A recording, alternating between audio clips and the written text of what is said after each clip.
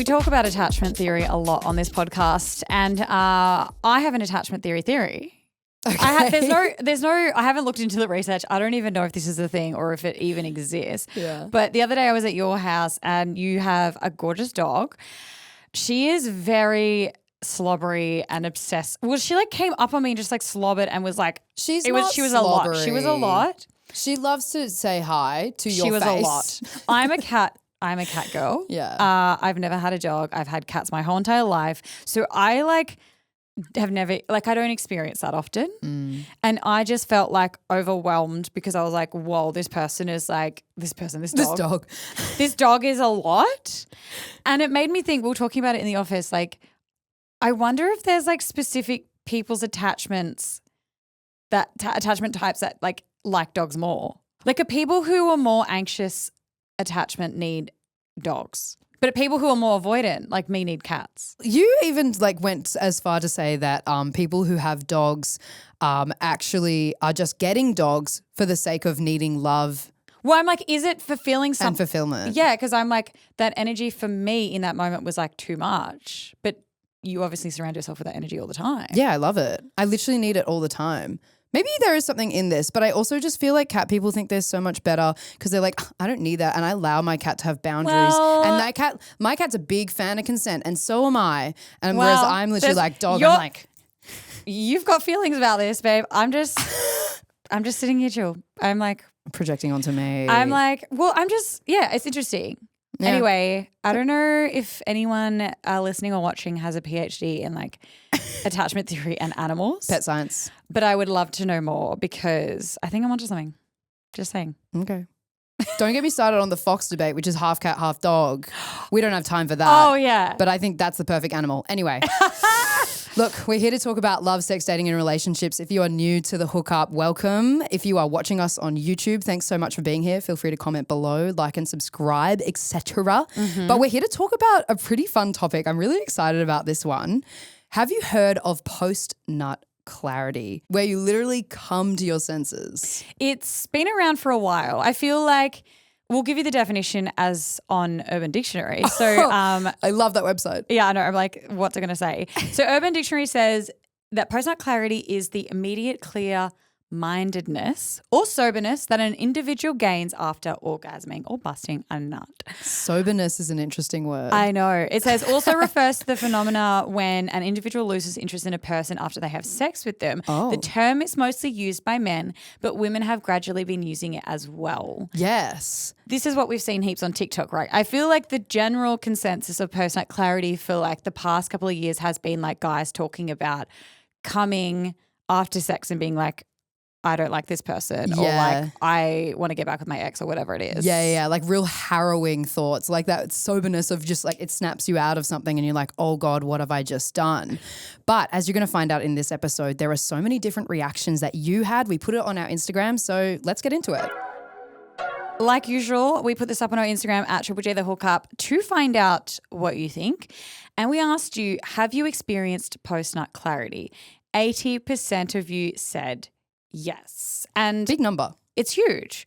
Also, like we just mentioned, it has been one of those things that has been associated with men, bit of a bro culture thing. Everyone in our DMs was like of all genders. Yeah, all genders, all sexualities, like a lot of different experiences.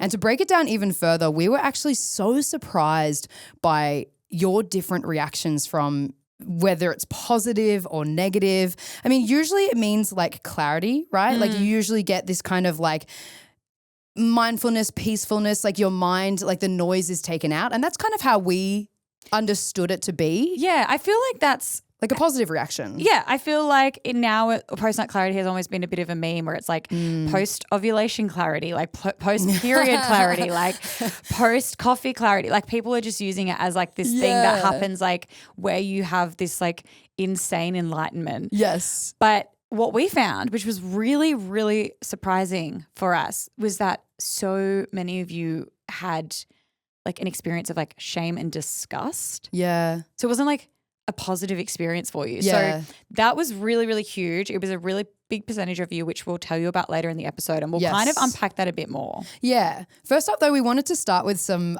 voice memos that we're really funny and just kind of give you like a general sense of what post-nut clarity is. If this is like the first time you're hearing this, we got this great one from Luke. Every exam through end of year 12 and even uni now, get there, get the exam, get ready, run off to the dunny, bust one out, perfect exam prep.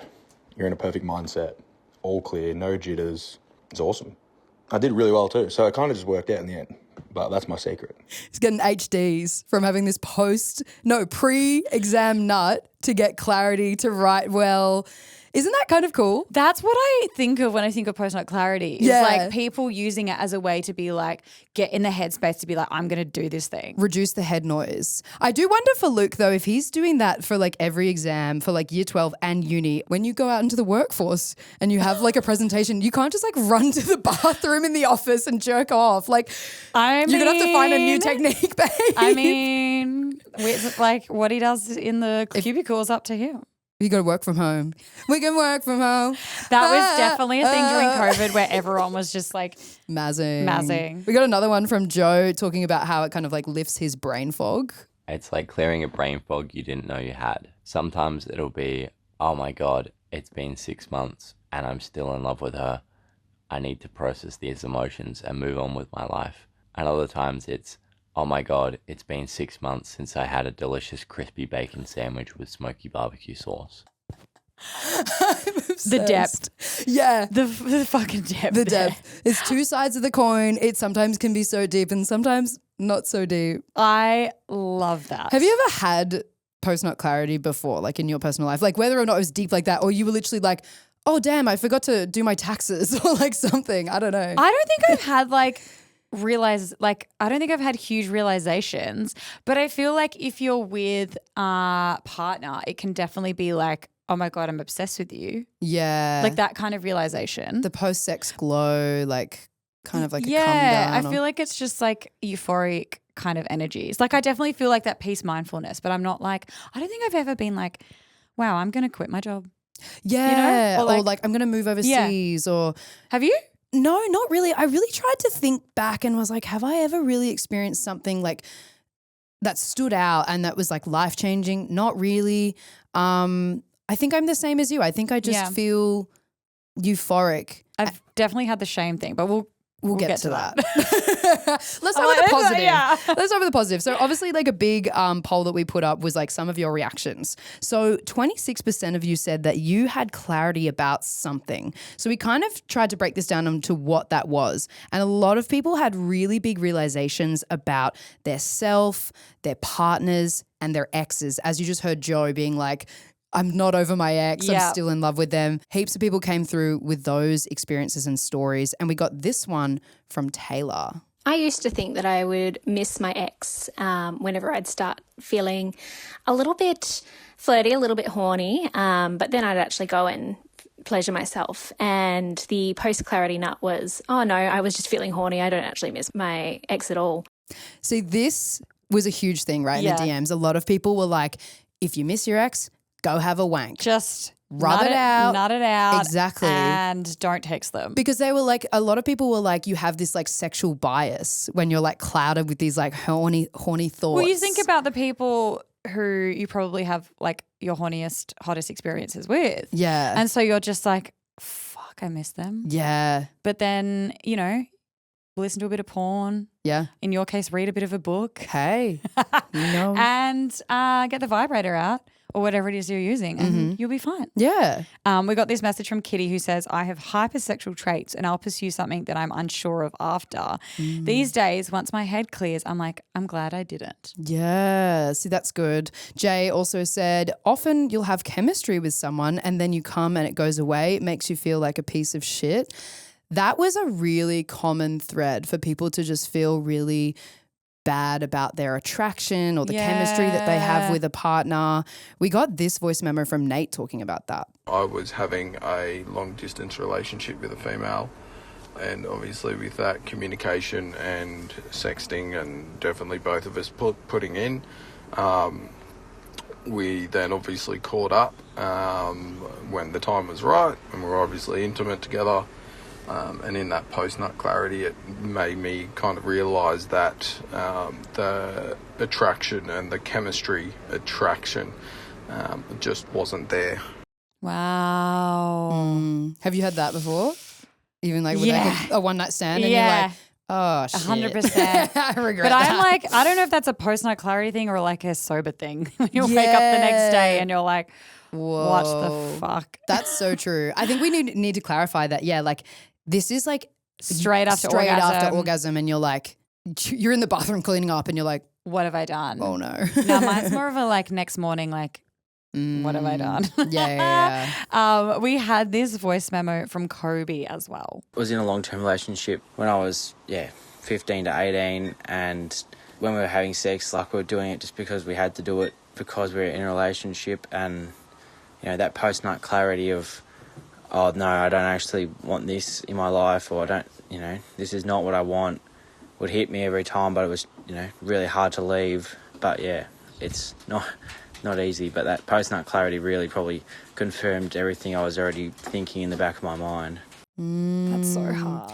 We got this DM from Connor saying, as bad as this sounds, I realised I was in love with my ex-girlfriend after a few times we had sex with a new partner. So it's hard. It can be really hard. But there are good things that come out of this. The feelings and the emotions it brings up might be like really hard, but they're all good because they're all realizations that you might not have had. It's a useful tool in a way. I guess it's almost like meditating.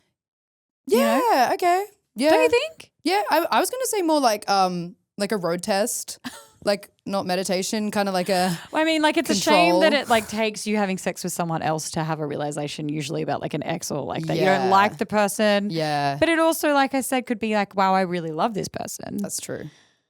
But then I'm like, wait, do we trust these realizations? Maybe we need an expert on this.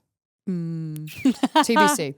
But look, there are lots of good things that come from this, and we're going to get into that, including a lot of people coming through in the DMs saying that they had massive gay awakenings, which is, like you said, kind of a hard way to come about this and to understand yourself in this way.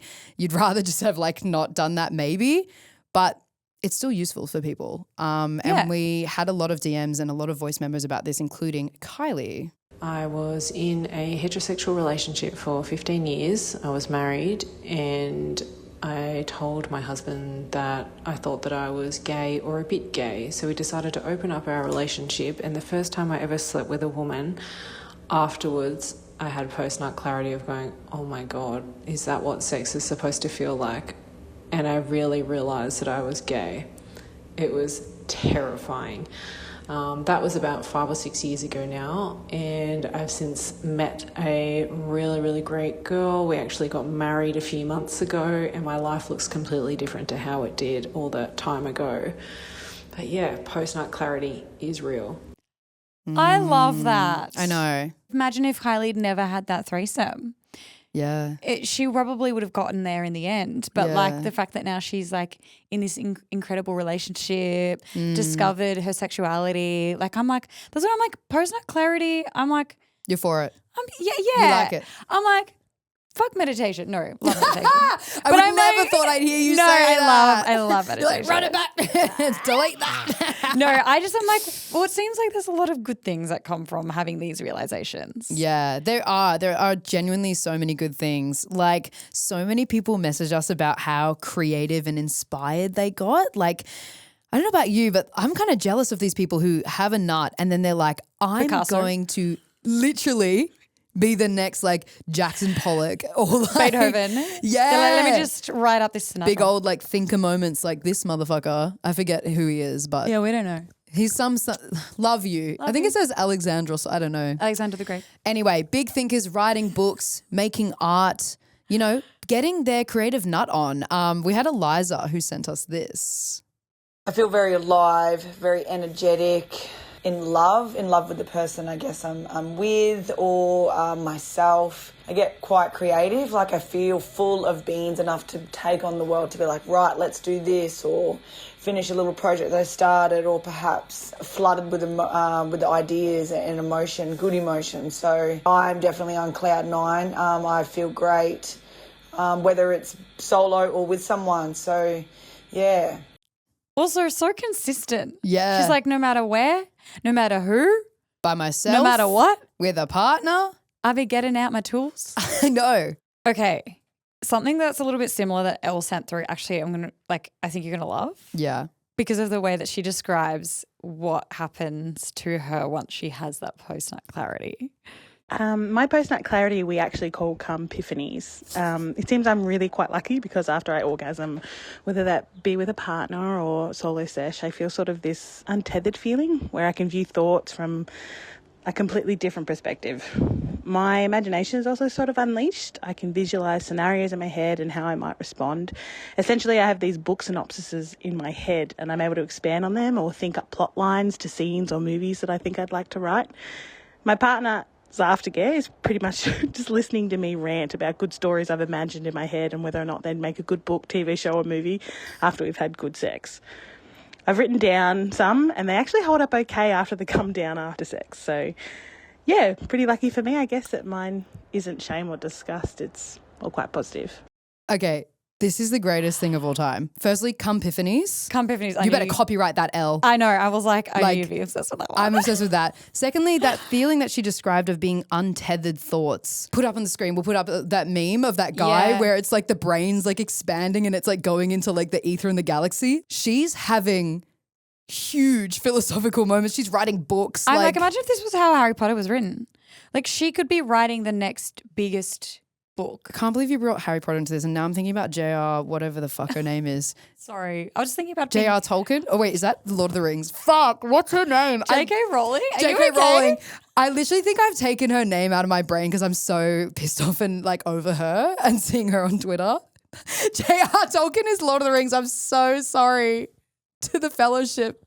I'm sorry. I actually love Lord of the Rings as well. Wow. Anyway, Clearly. Now I'm thinking about J.K. Rowling fucking mazzing. Don't. I just meant she could write something that epic. So I asked Elle if she would send us any screenshots of her notes app of these insane cum epiphanies, these story ideas that she's getting post-wank. And she agreed. Oh my God. Wait, without copyright? Well, I said, can we read some out on the pod or can we put like a screenshot up or something? And she said, yep, here you go. Wow. She said, this should give you guys some fuel. Eyes peeled for my upcoming book based solely on my post-sex visions. I'm obsessed. So she's got some book ideas here. Fantasy, 4 prophecies, 4 equal chances, 4 potential rulers, only 1 winner. Doesn't that sound like a great like blurb on the back? I would read the shit out of that. She's like fully gone like, you know, here are the characters. They've got like brothers and they're doing this. I don't want to read too much because I'm like, we don't want to give away your amazing epiphany ideas. Ends up fucking twin brothers. Best friend. Stop. Oh, okay. Elle, I'm an investor in the book. We'll put them up. I'll give you money for this. This is crazy. There's even dialogue. Stop. Okay, we can't read this because these are too good, but thank you so much for sending these. These are amazing. I'm like, maybe our next episode idea could come. I'm just like, how do you get to that? How do you get to that plane of existence where you're like genuinely creating beautiful, amazing content? Like we're missing out. So we did get a lot of DMs about this peace clarity vibe. Yes. Tony said, I feel more focused and can go about my day without feeling restless. Mm-hmm. Nick, I just feel incredibly calm and want to lie down and cuddle. My mind is empty in a good way. Kind of That's what you me. said. Yeah, I'm like that. The other post-nut clarity vibe that you are having is 10% of you are having a spiritual experience. You're not having like that energy like Elle or like you're writing shit down. You're just having like a spiritual moment. Because I think Elle's one was like really active, creative, like energized, where these are like mindful meditation vibes. Like for example, Angie said, post-nut clarity after sex with my crush, realizations that we've always been together in some form through different lifetimes. That's beautiful. Brad said, I experience a sense of calm wash over me. It happens after intensely connected sex. I use it to convey gratitude and respect towards my lover. Your lover is your church. That is beautiful. Now let's get into the disgust of it all. I know, what a pivot, sorry. But this was a big one. So when we did our poll, this was the majority of you saying that you felt embarrassed, you felt ashamed. 50% of you said this is your reaction. And remember, 80% of you said I've experienced post-nut. So of that. Yeah. which is so huge. And when Pip and I started doing this episode, like I said, I think we just thought it was going to be everyone sharing these realizations about their exes or like who they're fucking and life goals and sunshine and rainbows. Yeah, like quitting their jobs and moving overseas or whatever it was. And like to hear that 50% of you are feeling shame, disgust and embarrassment after having an orgasm is like, I don't know. I feel really disheartened by that. I do too. I feel like it shouldn't be like that, especially when we've come from the epiphanies of it all. Like, I want people to experience good feelings. But yeah, we got lots of DMs from people saying, like, Max, I'm getting embarrassed, I've got to cover up and I have to leave the room. This one from Louise really kind of piqued my interest. She said, my kinks are hot when I'm horny and revolting when I'm not. Which is so like that's such a thing. It's fair. I It's understand, but I'm also like, damn, that sucks. But also, like, when have we ever spoken about sex growing up? And, like, if you've come from a religious background, like, sex is completely – like, to me it makes sense, but I'm just shocked by how huge it is, how much of a thing it is. Like, we've grown up, like, where education around sex was literally just put a condom on a banana and, like, you were shamed for it. Or just, like, don't have sex, be celibate, like in high school. That was, like, the main messaging for me because I grew up in, like, a Christian family. I went to a Christian school. Like, that was the message. Or, like, masturbation is dirty. Like, I remember, like – generally, when I was younger and masturbating for the first time, I thought that my grandparents were watching me in disgust, like from the dead. I hate that. And I was like so embarrassed because I was like, I can't believe I'm doing this fucked thing in front of my grandparents who are dead. Yeah. No, that's definitely, it's a huge thing. I think I kind of want us to do an episode on like when you hate your kinks. Yeah, well, I think we need an expert in the room for this shame post-orgasm / kink / sex. Absolutely. Like we've been saying, like it shouldn't be this way. So I think people need like proper like clinical help. Yeah. From us. Not us, but. Not us. An episode. Us. I was like. Not us. No, I mean from an episode. Yeah. Well, we had this anonymous message as well from someone saying, I unfortunately have a foot fetish. Just going to pause right there and say, it's fine if you have a foot fetish. I think that's like the most common fetish of all time. Really quite common and like. We love a foot job. Love it. Love it. Anyway, I say that because I hate it and yet it turns me on. I use that material to help myself nut up the most and then I feel shame afterwards. I don't know. That could we definitely need an expert to like address that kind of feeling as well. But don't you relate to that though, Pip? Like the whole idea of like sexting someone and you're like saying like, I don't know, you're just like a version of yourself that you just would never be. And then you almost need to like throw your phone across the room after it's over because you're like, I can't even look at the messages. I feel sick. Yeah, it's kind of. Have you experienced that? Yeah, sort of. No, I stand behind everything I say. You're like, yeah, I will fucking. I'm like, yeah, I'll do that. But I do think it's interesting to look at, like, we could maybe talk to the expert about this, about like separation of self from this person. Like you are a different person. It's just a version of yourself. Like we all have versions of ourselves, like work version, home version with friends. Horny version with partner. Like, so it's like interesting to tap into that. And then yeah, like when you come out of that, you literally like awaken from the post-night and you're like, oh, fuck, I really don't like that. And it's, I'm just like, it's the psyche of it all. I'm like intrigued as to how it works. With porn, we know the more you watch the thing that you're into, the more it kind of becomes so normal that you want to find things. Like the spiral of porn is that people end up watching stuff that they probably would never have watched because they're just so desperate to feel something or get off on something that what they used to watch just doesn't cut it anymore. Yeah, so right. people end up in like really dark places or they end up watching porn that they would never have watched because they just like need something that's like a bit more. And I guess that's the problem with porn is that anything you think of you can find. It's kind of like, is it rule 34 of the internet? I believe that's a thing. Have you heard about this? No. It's where like whatever you can think of already exists on the internet. Oh, yeah. So it's kind of like, well, yeah, if you've been watching porn, which the average age is 10 for boys, you've been watching it at that age and then you're like 25 now, like you're not watching Missionary ain't gonna cut it anymore. Do you know, so you're watching shit that you're like would feel so much shame over after. And then it's like makes it even worse when you're with a partner and then the shame is like I just think the impact is greater because obviously you like might be mazzing on your own and you're watching something and you have shame and disgust at yourself for being like, what the fuck did I just watch? But when you have someone else in the room and they're experiencing, you experience that shame, they think it's personal Yeah. So then the partner that's like say it's like a guy and a girl and you've just had sex and the guy's just like gone really distant and cold and like left the room. Like, yeah, and like doesn't want to cuddle. the girl's like, What did I do? What did I do? Yeah. And it's just like such a like awful experience for everyone involved. But it's funny you bring up the solo versus partnered thing, right? So that was like a huge thing in our DMs. Interestingly, contrary to what you just said, a lot of people felt like solo session was like disgust and shame, but then with partner, it was like all love. So Harry said, my solo session is all self-loathing and disgust. With my significant other, it's all love. We put a poll underneath that to check the vibe on that. And so we asked, solo is disgust, partner is all love. Do you agree? Do you relate to this? 56% said, yeah, they relate to this. I wonder if that's gendered though.